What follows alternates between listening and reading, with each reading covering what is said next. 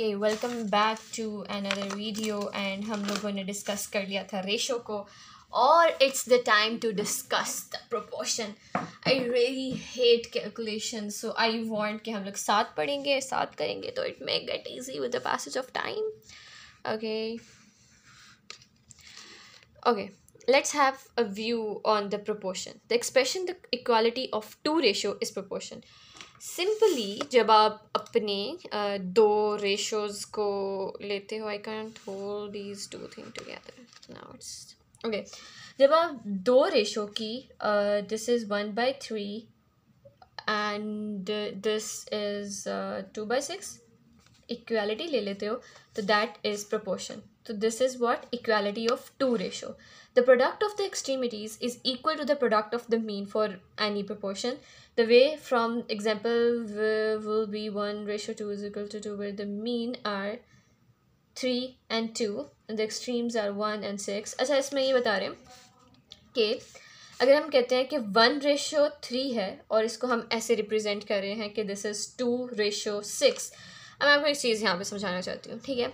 अब इसमें वो ये कह रहे हैं कि जब आप प्रोडक्ट लोगे मीन का और एक्सट्रीम्स का तो आपके पास आंसर इक्वल आएगा. These are mean and these are extremes. Now जब आप इसको पढ़ते हो ना तो आपको याद आता है कि आपने ये 6-7 क्लास में कहीं पढ़ा था, बट वैसे आप पढ़ो तो आपको याद नहीं आ रहा होता कि मीन्स क्या थे, प्रोपोर्शन में मीन क्या होता है, प्रोपोर्शन में एक्सट्रीम्स क्या होता है. तो now I make it easy for you.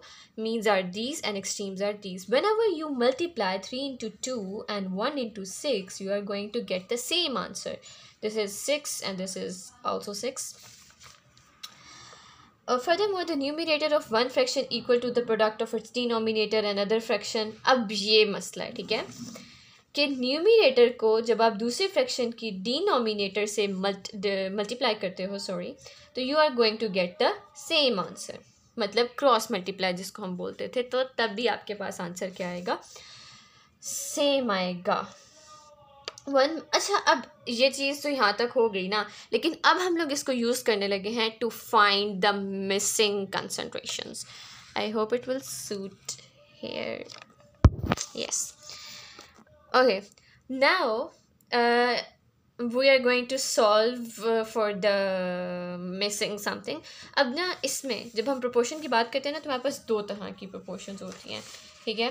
पहले हम लोग बात कर लेते हैं proper proportion की. अब इसमें हमारे पास क्या होता है कि some pharmacists use proper ratio in which the similar unit are used in the numerator. जब proper में ये करते हैं कि हम लोग numerator और denominator का unit, for example x is the unit of numerator, x is going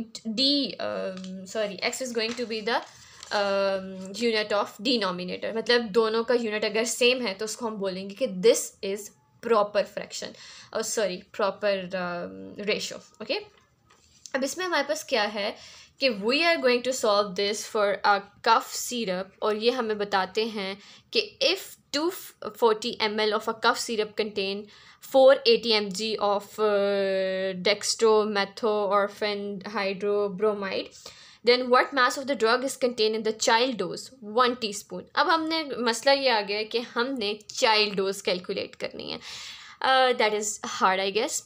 Not that hard अगर मैं आपको समझाऊंगी तो.